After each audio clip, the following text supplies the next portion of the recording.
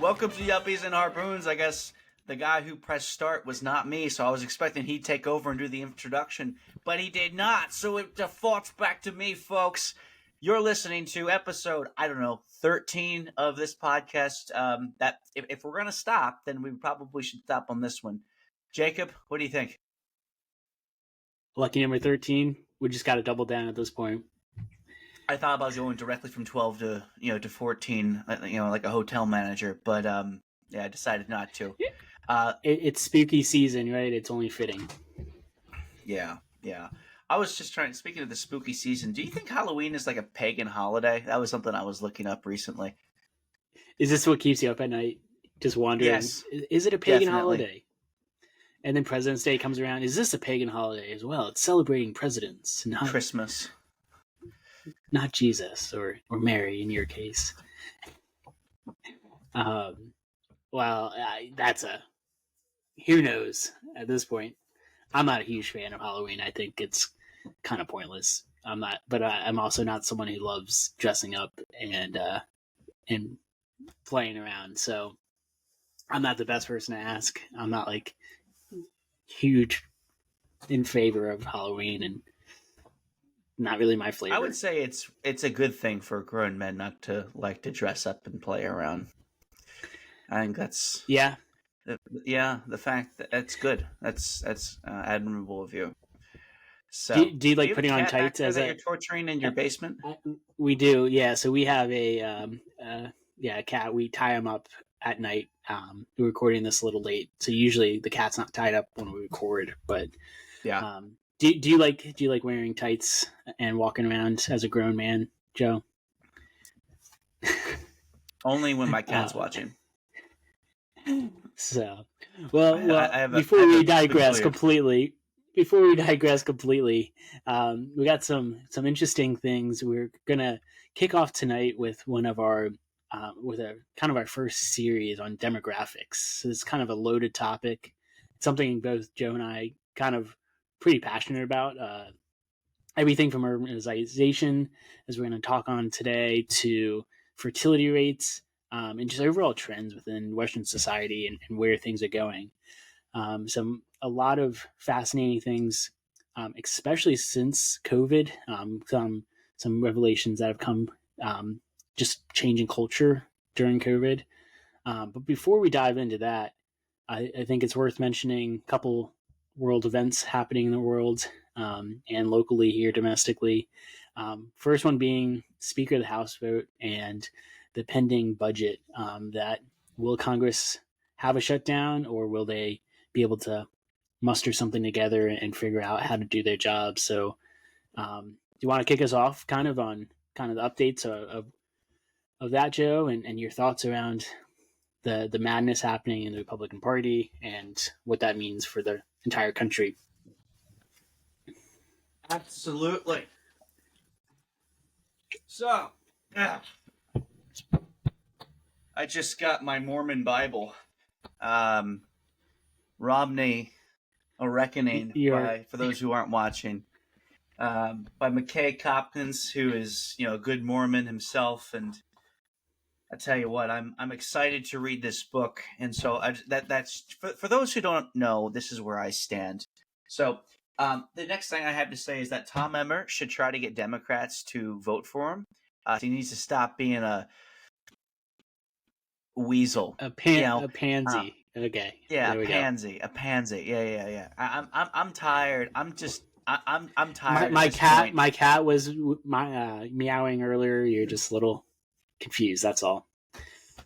I'm tired of the GOP. What's the advantage of that? In the sense of giving up power then by conceding to the other party, crossing the aisle. Well, because I think that there needs to be a lesson that's taught to the far right flank that threw out McCarthy. And that's that the people in the center have the leverage. The people in the center are the ones that can go over and make a deal with the Democrats. The people in the center are the ones that come from purple districts. They're the ones who can dictate the direction of the party. If people on the far right want to throw out a conservative speaker that was in the middle of that was basically found himself right in the middle of the caucus, then they can get someone that's further to the center. And if the guy from the center needs to get Republicans and Democrats in order to get a majority, That's his prerogative. Okay, because the fact is that people in the center don't really have. Well, Tom Emmer, I guess, he would consider himself closer to the center. Um, and he does have a position as the majority whip, but he's not going to get the speakership. He won't get the speakership if he just has to rely on Republican votes. That's the problem. And so Hmm. if he can't get the votes in the Republican Party, he shouldn't stop his speaker bid. He should go to the Democrats. And I think that this is just, I mean, frankly, I hate Jim Jordan, but Jim Jordan should have done the same thing. Jim Jordan should have gone over and said, "Look, I'm not going to win every single vote over here. Now as to if Jim Jordan could have gotten Democrat votes, that's a totally different question. But McCarthy should have done the same thing. Jordan should have done the same thing. Emmer should do the same thing. It drives me crazy that we have to pander to eight Republicans, eight Republicans who pulled McCarthy off. I think that they should be expelled from the conference. Well, Gates in particular. Obviously, if they got expelled, all of them got expelled, we'd lose our majority. But Gates should be expelled, and then we should have the Democrats come over and join us and have a bipartisan coalition. That's what you have to do. It sucks. So, so with the whole idea of going bipartisan on this topic, the whole this part of the reality that too of not doing this is the idea that the Democrats are using this to really look like they're leading the charge, putting the country on the right track, as the Republicans just self destroy. And so if you have someone who then goes out and polls some Democrat votes, do you lose some authority and power in Congress, or do you gain it? Looking at it from the eyes of the American people, the voter tax base, I, I think that's what the country kind of wants. But at the same time, some of the voting base refuses to let that happen. These people are going to be primaried and kicked out if they do that. And, I think that's part of the scare here across a lot of these topics. But on the speaker topic, it's really becoming very clear that that's a case of they won't do No, it so because they're going to lose some kind of power or authority. yeah, no. Here's the thing. This is my honest opinion: is you can scare if the number of people who you need to intimidate is small, like it's 5 or 6 Republicans. You can target their districts. You can primary them with far right people. Um, you know, and have them lose. If you have 30 or 40 Republican members of Congress, or you have even 100 who openly rebel against the other half of the GOP Mm-hmm. sitting in the House, you can't do that. You can't. That's power politics. And so the the problem is people in the establishment. If you, I don't even know what establishment means actually. So I shouldn't use that word. It means you People, have no platform, you have no base, you just yell loud. That's all the establishment means at this point. Depends on who you talk yeah, to. right, right. Well, but if you're a Republican, in Congress, it's really easy to um. Actually, I'm not going to go down that path. What I was trying to say before was that the Republican Party used to be the party of control. It used to be the party that that had unity, that could intimidate its members to get in line, and that needs to come back again. And I think that there's an opportunity for the power of the party to come back, but the process of that happening could be pretty painful, and it's very very it's not at all guaranteed that it'll happen because we have so many other problems at hand. I think what needs to happen in the House is that the Republicans need to get their ass kicked, Mm-hmm. and that's what needs to happen so that they can be shaken by the shoulders and say this is just not tenable. The problem is that Right. there's a good chance that won't happen. Like they might lose the House in 2024, but they're not going to get shellacked because I don't see any evidence that Trump is going to run an uncompetitive race against Biden, and so even if he loses, I don't think that the Republican performance is just going to be like just awful. I think that he'll carry through a lot of representatives to victory, and so you might see a narrow minority majority, Mm-hmm. Dems, in 2025. But what needs to happen, unfortunately, I don't think and I don't know if it will happen, is a reckoning in the party. But it's just not gonna. Yeah, And I think there are some seats that are up for grabs, and I think there will be that reckoning. It should have taken place last year. Well, it did. It took place in 2022. There was a red wave, highly predicted, and none of it came true except for in Florida, and that should have been the wake up call for the and New Republican York, Party, right? and in New York, but that did not. And for whatever reason, this Freedom Caucus, I don't know what they don't have any demands that really have any substance, and the whole speakership item. I mean, you look at like the Heritage. The Heritage produces scores for where people stand, and all these individuals that are being talked about are all kind of within the same area of like scoring the same on their voting record and what they stand for.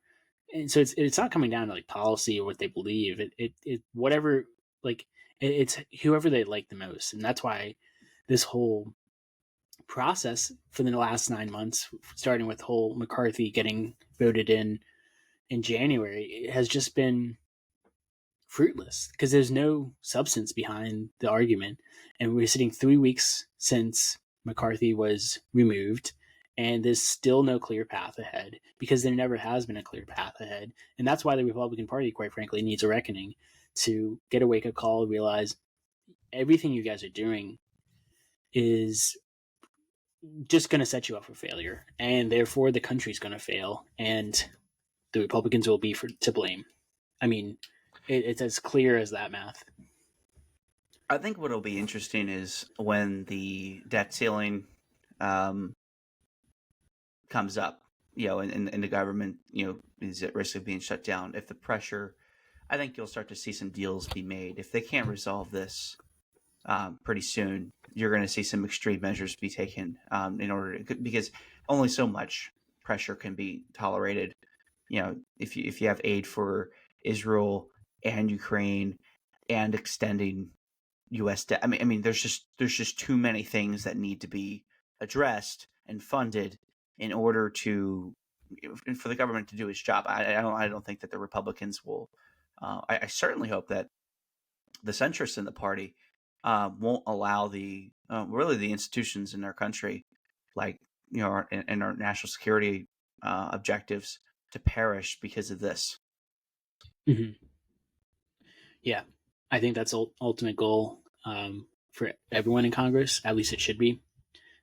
We'll see how many that is the goal. But moving, kind of talking about the budget too. Biden had a press conference last Thursday. I believe it was Thursday the 19th, regarding kind of an update on Israel and Palestine and conflicts. And with that, announced a series of aid packages. So it was about 100 billion total, 60 billion going to Ukraine, about was it 16 billion to Israel, and then another 10 billion, most of that going to what appears to be Gaza and Palestine. So kind of just a breakdown there, kind of shows an update of the U.S. getting involved a little bit more intentionally with the announcement of this aid package. Most likely, it will probably get pushed through just based off prior history, and it doesn't seem to be many people against it, at least in Congress. But how do we adjust or view what's going on in the Middle East, which could very easily be escalating beyond Israel and Hamas, and could be seeing more action on Iran part, and different things like that. So where are you at these days with the Middle East? Where am I at? um, I think where we're at is the Biden administration needs to pick a position, and it needs to figure out and make its terms very clear to Israel. Um, because if you look at the hostages that Hamas is offering to release, they're offering to release 2 or 4 or 6 people. Um, this is all a PR front on Hamas's part. Yeah. It's not a serious solution to end what happened or to justify or to be able to bring to an end the Israeli offensive. And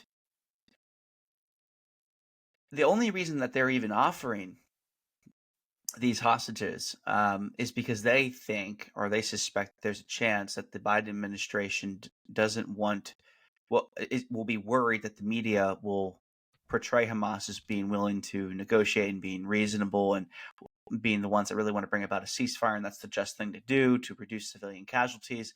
And the Biden administration, which obviously he's a Democrat, and there's a lot of Palestinian support in the Democrat Party right now, and they are not happy with the way that Biden is handling it. And I think that Hamas Right. is looking to leverage that.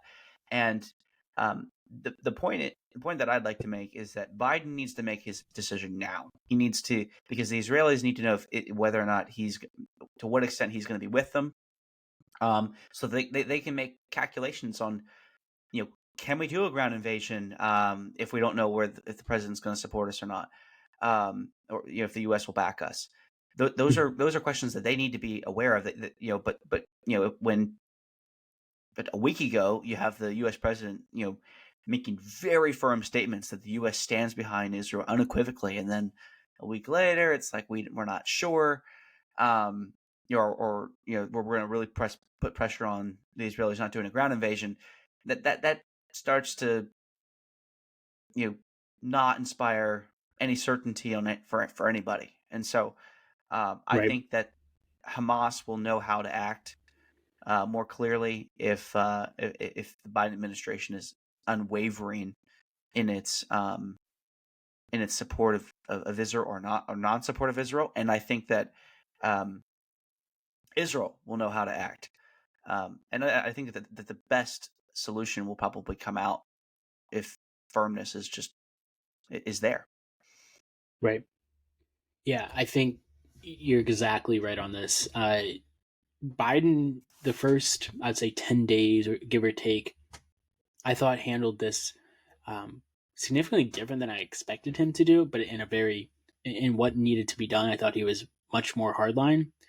And part of the reason that's needed is any war comes with so much uncertainty. You have no idea what the other side is thinking. You don't know who's really involved on each side. Is it just Hamas, or what other powers are at play here? Is Russia thinking about getting involved? There's too many uncertainties for the president of the free world to also be uncertain and not be clear in where they stand. They should stand for the people who were attacked, right? Like, there was a ground invasion on Israel, and people were slaughtered, and the the response now is coming out saying, Israel, you need to be careful about how you conduct yourself in war. How Biden needs to be handling this is saying, Israel, like, you need to make sure your country is safe and sovereign right now. And then once we have that confirmed, once the constant rockets attacks hitting the Iron Dome, and thankfully that is there, then let's talk about making sure some of the that they're not violating human rights, which they are intentionally trying not to. Although there are some incidents, like, intentionally they're trying to follow the Geneva Convention, the rule of law. But then you have Biden, like, constantly coming out saying, be careful, Israel, not to be too difficult. And it's like, but they're getting rockets sent to them.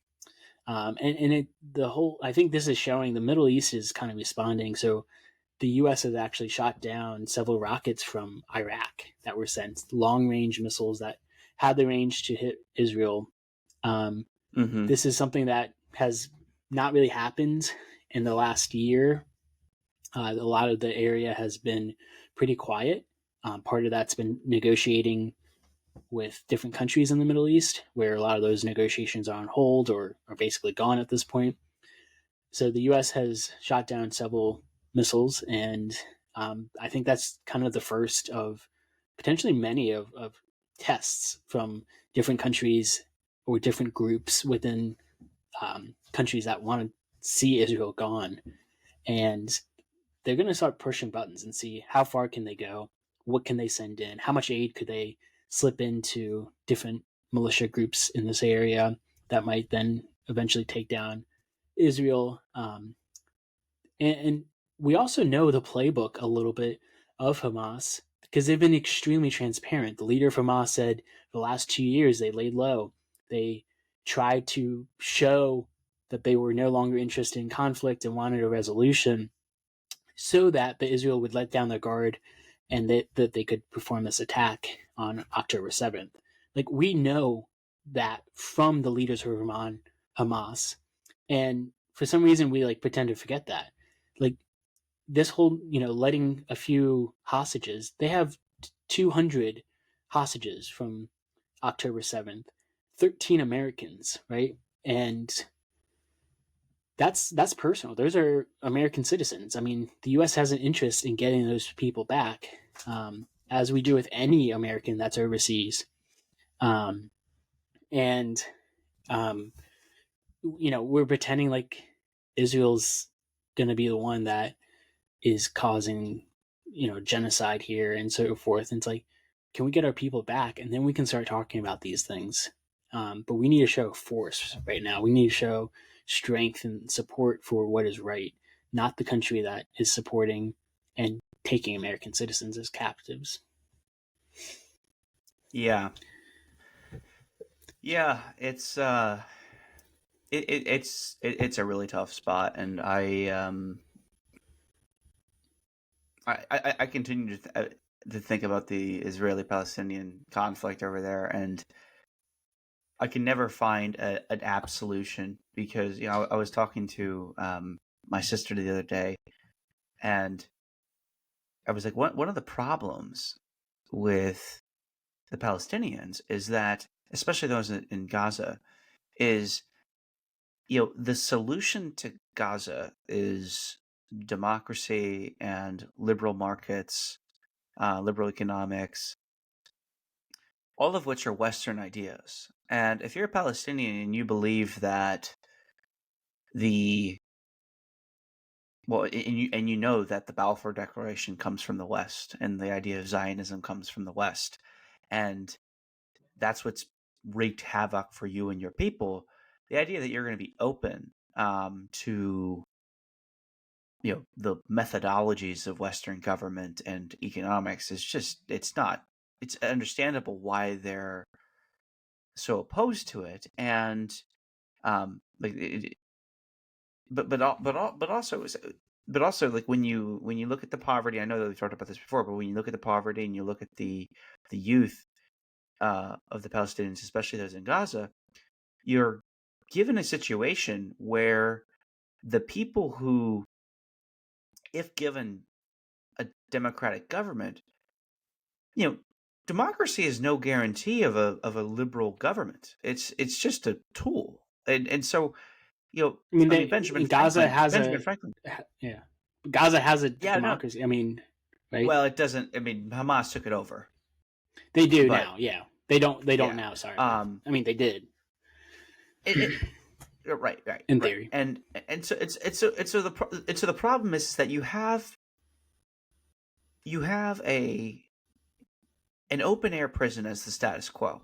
And so Mm-hmm. even if you're the Israelis, even if you presume the absolute best about the Israelis, and say that these are people who really don't mean no ill towards the people in Gaza or anything, the moment you liberalize Gaza is there's no guarantee that they're going to be used for pro-growth ends, and that's the problem. And so it's like, what do you then you start to sound like a social engineer when you start saying, what do you do with these people? What do you do with Gaza? Because the moment you give it democracy and you try to liberalize its markets, it's the moment it imports terrorism. And I understand, like, not to justify it, but you understand psychologically and sociologically why that happens. It's because people who Right. have been in prison don't act rationally. And so, and you can say part of the same thing about the people in the West Bank, but I think they're in a little bit of a better situation.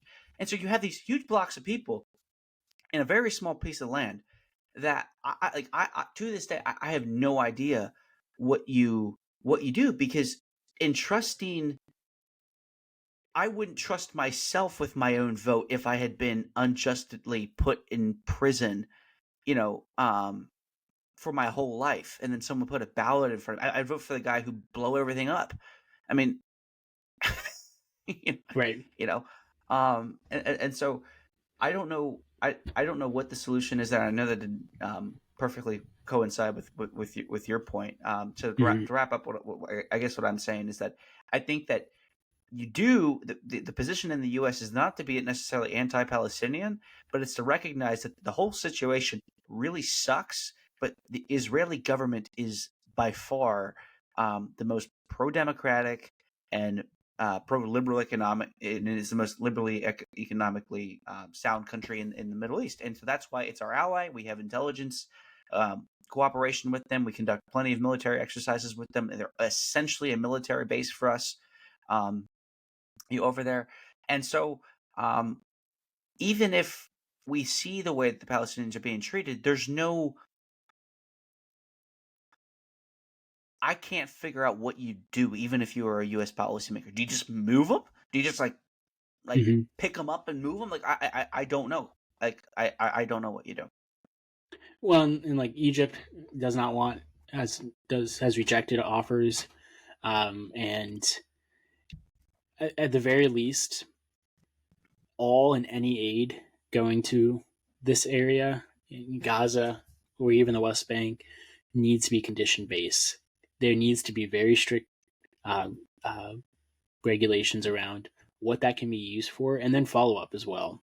Because even some of the sewer piping that was provided to the Gaza Strip was then torn up and used to make pipe bombs, and so like everything needs to be very conditional based because the country, as you talked about, right, like the frustration, the occupation they feel, that is all very real and alive. Open air prison, and in order to find common ground, one, there has to be a clear leader, and whether that's the U.S. being the broker, or if there's another country that can broker, but there needs to be a clear leader to get that done, who can find where both sides are able to cave on, and what points they are non-negotiable, and work there from there.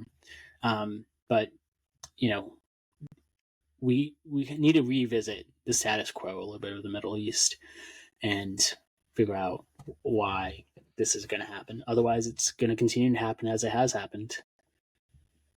So, Yeah, no, I totally agree. Did you? I think we should kind of with that begin our some of our conversation on demographics. I think mhm. that's a really good spot to end with the Israeli Palestinian. And by the way, if you guys have, for those listening, we've covered this at length in other podcasts, and so please Yeah. feel free to go back and check those out So as well. definitely go Um, check it but out if you haven't already. yeah, yeah.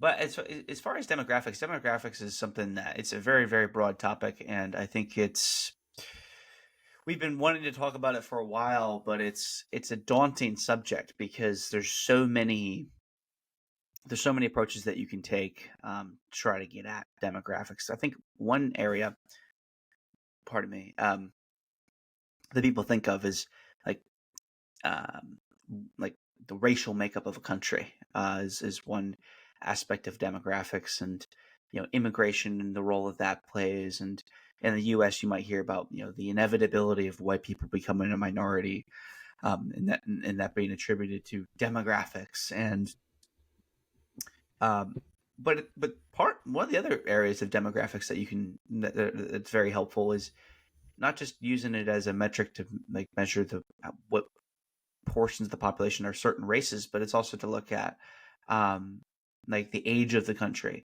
is something that's very uh, relevant. And what we've been seeing over the past 20 years is this serious uptick in the age of people living in Europe, the age of people living in the United States, and more importantly, the lack of children that are being born really throughout the world. Obviously, you have pockets, in Africa, and for a while in South America and in Indonesia, where fertility was really, really high. But now, in most of those areas, except really Africa and parts of the Middle East, you're seeing this leveling off, and in many countries, not just a stagnation of fertility, but like a rate that is now beneath replacement level. And so, if you look at a lot of Asian countries, if you look at a lot of Eastern European countries, you consistently see birth rates that are around 1.3, 1.2. Um, an extreme example would be South Korea, which has a replacement rate, a fertility rate of 0.8. And it's causing panic in a lot of these countries because the problem that you have when you don't have enough kids is, there's not enough young people to work in the economy, to pay taxes, and the government use those resources to provide the government use that revenue to provide resources to the elderly.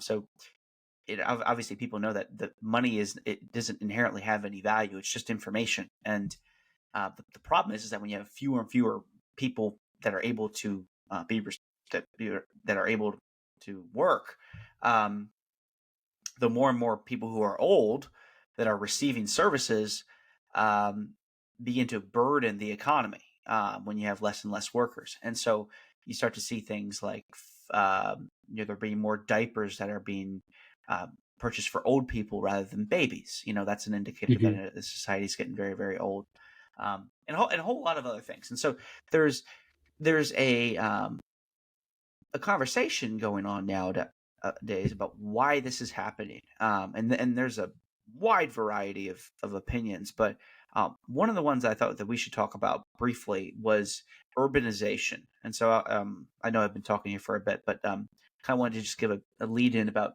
urbanization and why this I think is an important component to understand when you're thinking about an issue like this. So Mm-hmm. essentially, people have always congregated in cities. Cities have always been, they're the real, like some of the first signs of a civilization. It's where the economy really starts to become sophisticated and manifests itself in a certain area in a number of different ways. And so, what do I mean by that? Well, if you're in a city, you have you know you have people working in industry, like you can have steel workers, you can have manufacturers, you can have bankers, you can have people working in healthcare, you can have politicians and lawyers, you can have the whole network almost of the economy, except really for agriculture, working in a close space where people can have a lot of their needs met in a very small area. And that's really, really valuable. Mm-hmm. And so cities have always been something that's been appealing. But as society's gotten more and more sophisticated, the amount of resources that people need, um, it hasn't really gone up, but the availability of a wide range of resources has made it even more appealing to move to the city. The issue with this is that living in the city means you have a much smaller living space, and um, and because of that, it's just harder to raise children. It's a lot easier to have children if you have a home with a yard where they can play outside, and you have a house that maybe has 3 or 4 bedrooms. Whereas in the city, if you're living in an apartment, you might have a 2 bedroom apartment. Um, but there's a point that I kind of want to get into, and I wanted to ask you about here, Jacob, which Mm-hmm. is I'm not totally convinced that the smaller space is actually the reason. I Yeah, I don't. think I don't there's think it's a reason really, a primary okay, reason. I don't think that is one. yeah. Well, I wanted to lead up with this, which is you know they were talking in Europe about how Europeans are becoming more American when it comes to their choice of automobile. and so they're opting now. They want SUVs, they want four seaters, even though they're having less They want the children. V8. Yeah, they want the V8, and it was interesting because back in the day, you buy a Mini Cooper, you could still throw your four kids into the back seat, even though it was ridiculously small, and that was fine. That was fine, and people would still have lots of kids, and they were willing to throw them all into a really compact vehicle and drive them around. Whereas nowadays, it's like, I need a bigger car and I need less kids, and I've begun to Oh, and wonder: you is it can't smoke while really you drive either. right or drink? It's going to bring communism to the country, as that meme says.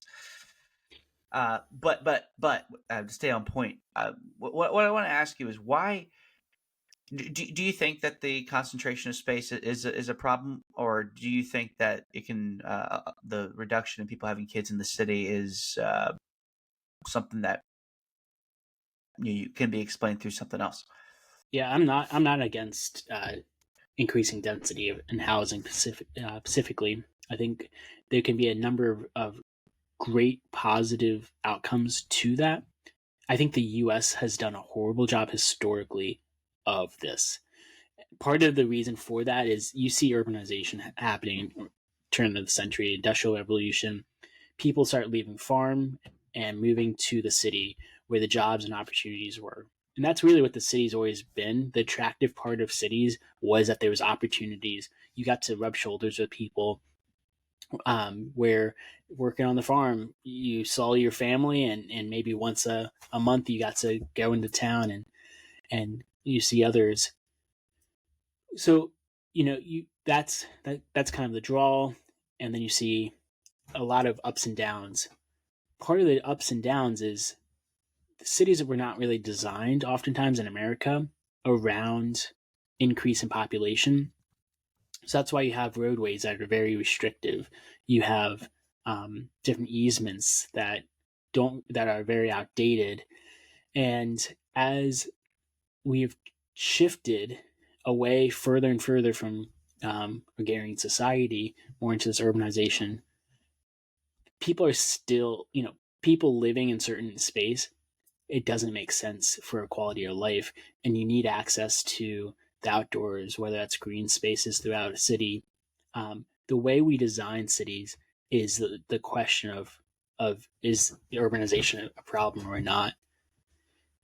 Um, I myself live in a small city. By no means is it, I'm not living in a skyscraper or anything. But there's incredible opportunities, especially as a young person, where we have community groups and different community initiatives that I can get involved in and learn from people who've been doing the work for generations, and learn from them.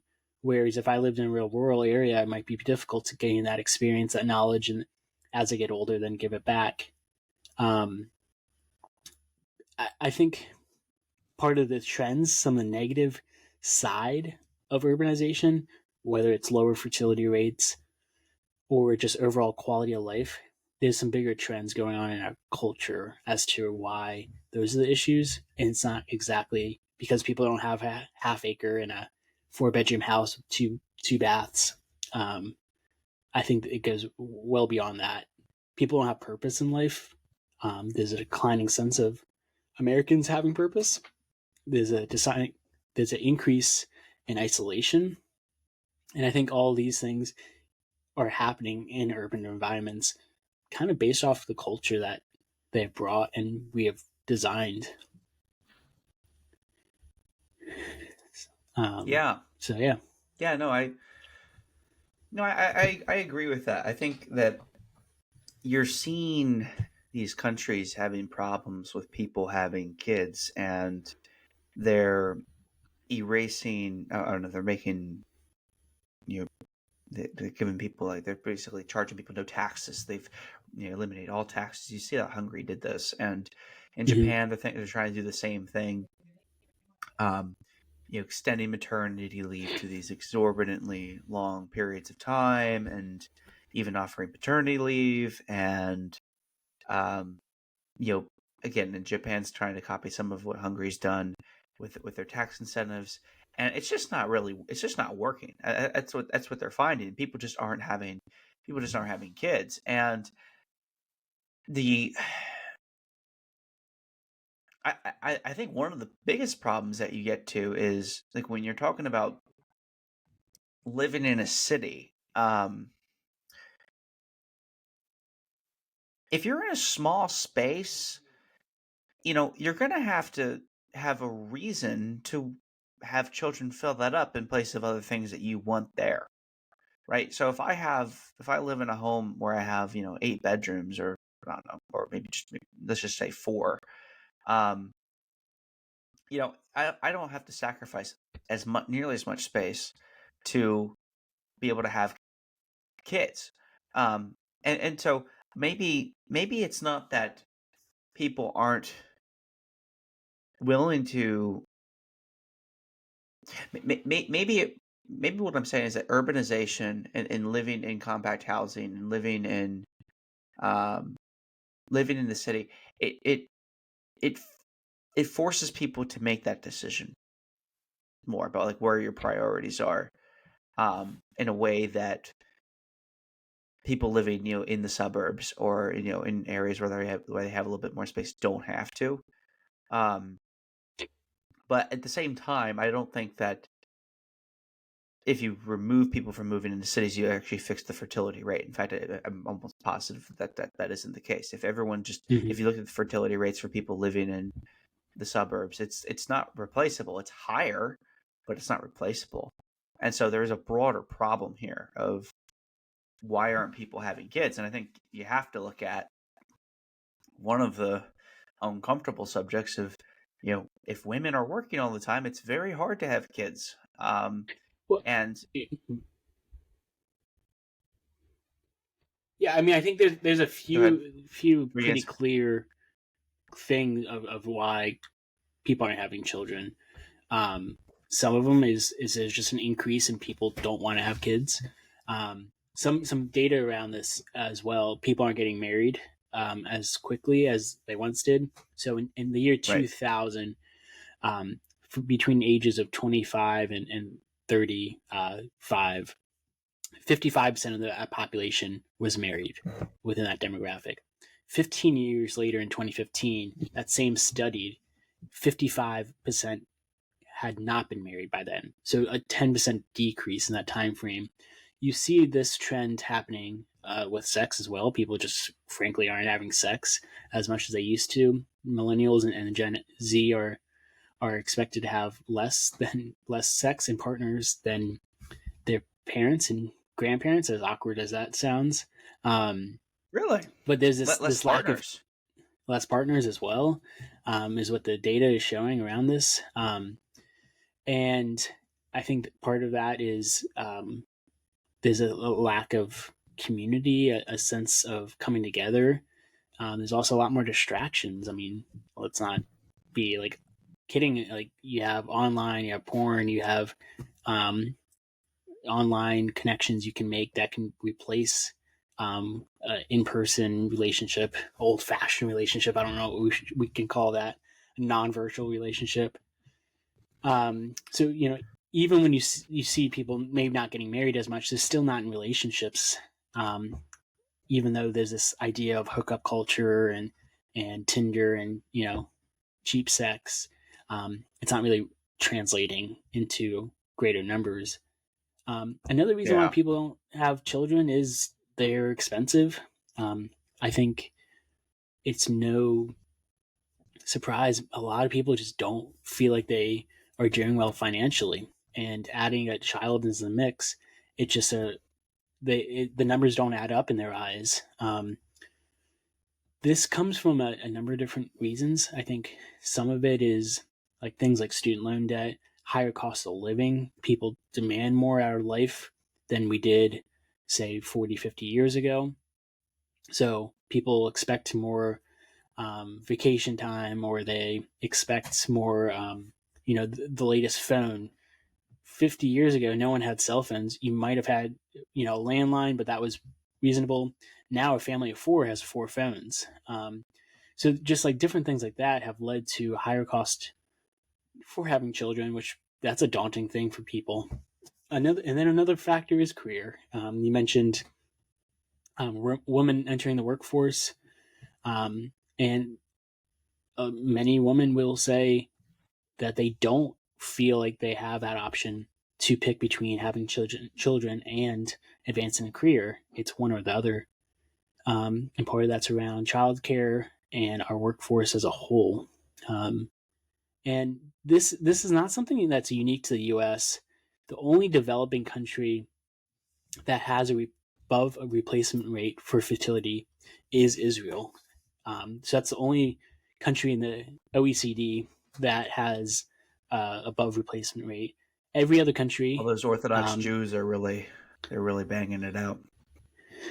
they are. But there's some really fascinating data around why that is, and whether you're pro Israel or anti Israel, I think the data is well worth learning from. Part of it is they have about the same amount of women in the workforce as all these other countries that they're compared to, but they don't struggle with the same question of women choosing between career and raising a family. Part of that is some of their social safety nets, and there's an idea, there's a culture for Israel, whether it's religious or whether it's culturally religious. So you have whether it's the Muslim population or Orthodox Jewish population, both kind of promote um, having children and as many as you can. But most of the country is pretty secular at this point. It's a pretty secular country in terms of practice of religion, but there's still this idea of like we need to have children. There's less Jews today than there was before the Holocaust, so there's still that gap that the country, the Jewish population feels they're obligated to replenish. But some of those barriers are taken out for them to do so, which I think speaks to why they're being successful in this area. Yeah, definitely. One thing I wanted to go off of though was the comment you made about people not wanting to have kids because it's too expensive. This is an area where I think social policy, or I would call Social Security and engineering, social engineering, um, has just gone amok because Mhm. you're promised money now because you pay Social Security, and when you're older, you'll supposedly get some of that money back to help you stay afloat in retirement. But the problem is that money isn't a resource necessarily. Again, it's information, and it the less people that you have in the workforce, as I said earlier, um, the more valuable, the more expensive that labor is going to be, and the less people it's going to be able to serve. And so, with Social Security telling people that they're going to have a sustainable retirement, it really removed people expecting for the seeing their need to have children as a reason for it basically as a safety net for when they're older, for people to take care of them, for people to be able to help them out with medical bills. Um, and it replaced it with the state. And obviously, this is just really a U.S. critique, but I think that there's also a lot of welfare programs out there for the elderly in other European countries. But it's something I kind of wanted to really highlight here about the U.S. is that you know we Social Security kind of gives people this assurance that if they don't have, even if they don't have kids, they're still going to get money, right? And so you evaluate whether or not you're going to have kids based on the assumption that there's still going to be people in the workforce when you're older who are able to provide you services to take care of you. And that's a false assumption. That's actually a drag on the system. And as controversial as it may sound, if you choose not to have kids, that's a drag on the economy. And that's a detriment to the economy. And I'm almost willing to go so far as to say it should be taxed. Um, and so I get a little bit frustrated when I hear people saying, well, we'll create all these nice tax incentives. I never hear. I mean, I don't know. I mean, maybe most people do, but I certainly don't. I don't really shape my behavior very much based on the tax code in terms of the benefits I get. I might consider how I act if I get hit with a tax because of certain behavior that I conducted, and Right.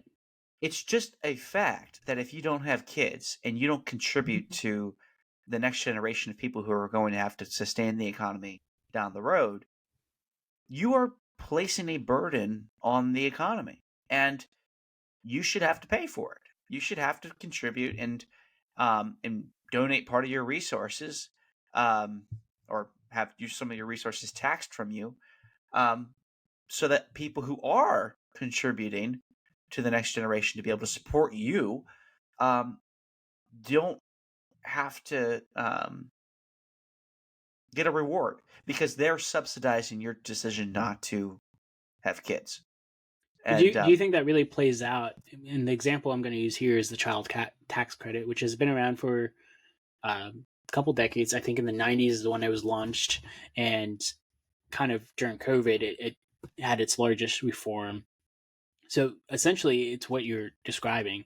People who don't have kids pay more in taxes. People who do have kids do get to claim that child as a dependent.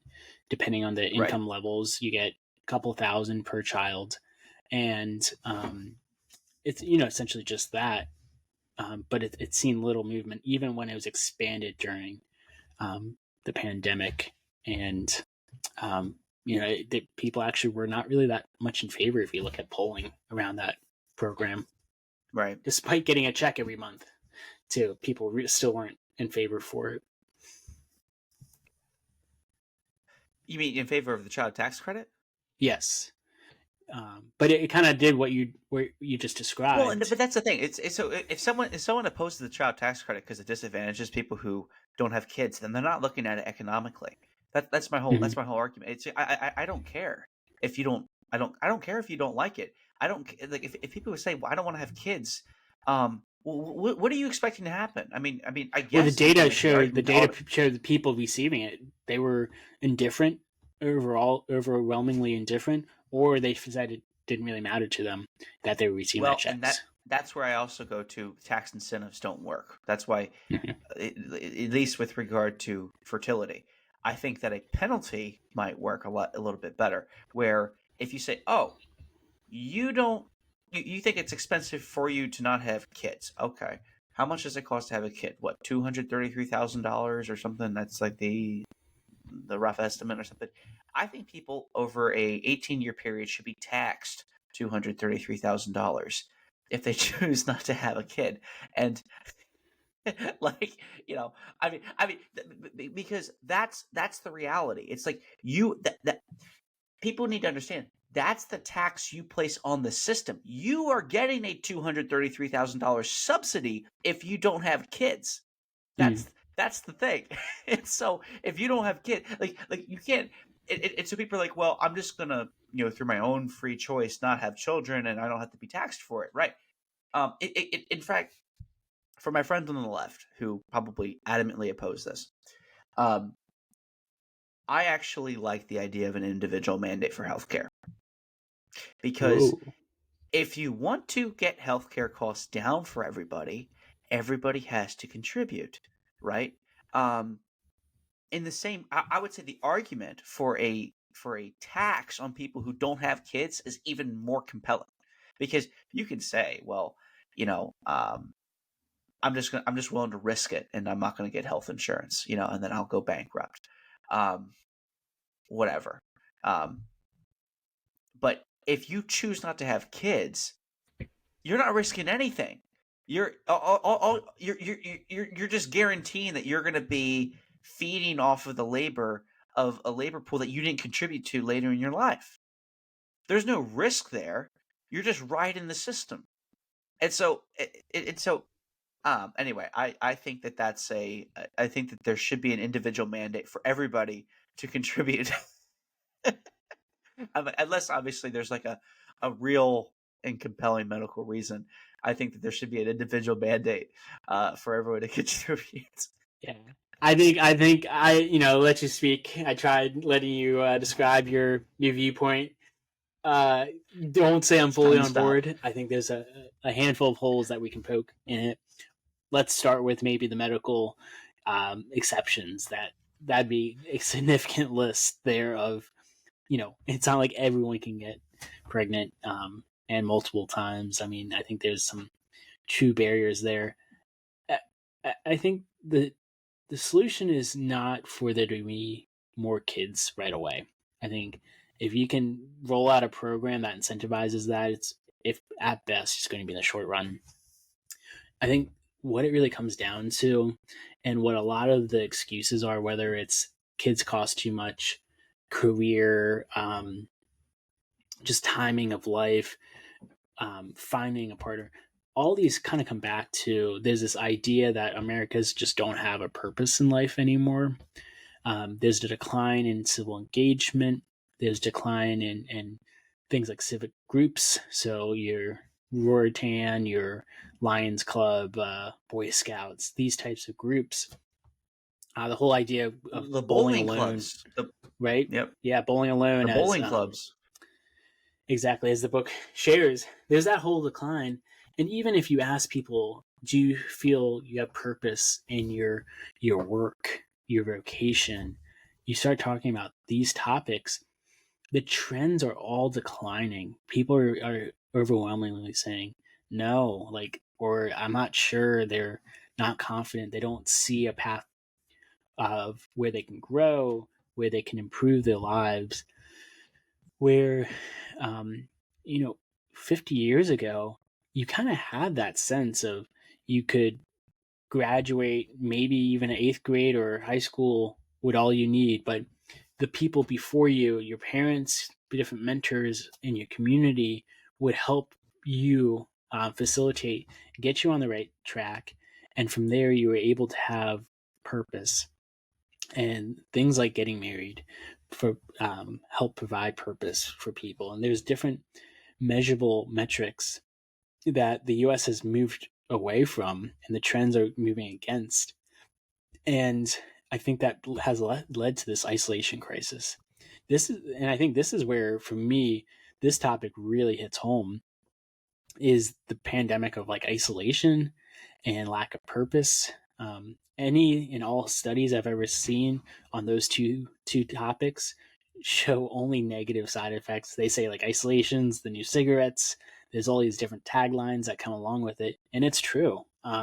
During the pandemic, you saw that as well. Uh, Massive spikes in mental health, and mental health services being overwhelmed during the time of the lockdowns, and less on whether the lockdowns were right or wrong. There are clear impacts from those that only kind of accelerated some of the trends that we saw pre-pandemic as well. And so if you don't feel like you have purpose, you don't feel like the world's heading in the right direction, you feel like your life is only getting worse, why would you consider bringing in another life um, and having a kid?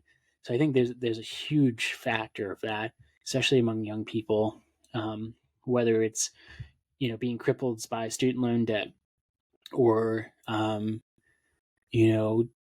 just different addictions.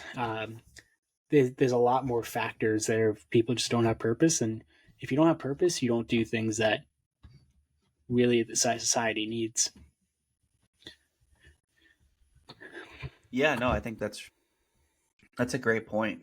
Um, and if you don't feel like there's much purpose in life, then you're probably not going to get married. And yeah, I think another thing that we'll have to go into in another episode would be how do you, if you're going to try and make it hard for people not to have kids, how do you make them get married? Because that's probably going to be the hardest. It's going to be really difficult to make people that are single have kids.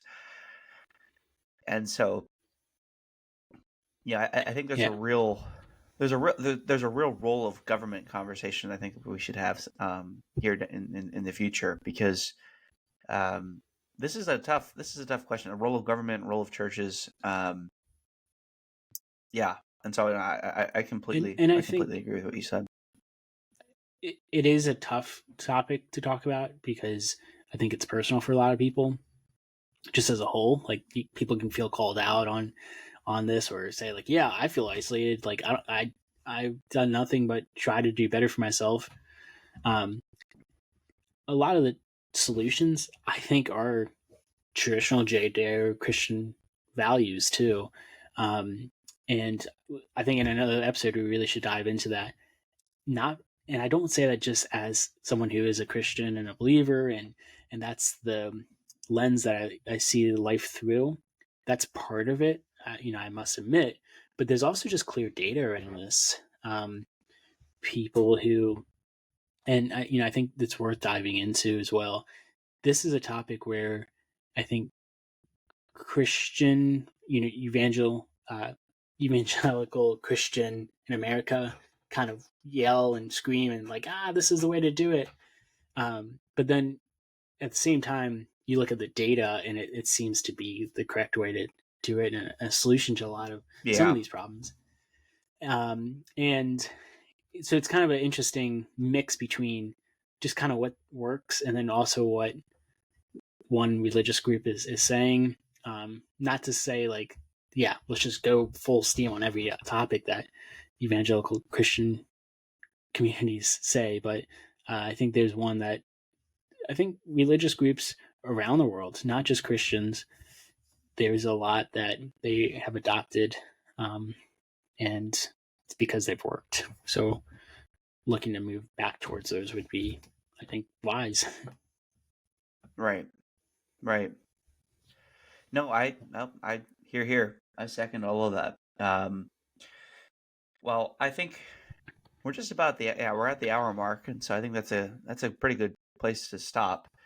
Um, yeah, if you guys like this episode, please like, subscribe, share. I believe it's number 13.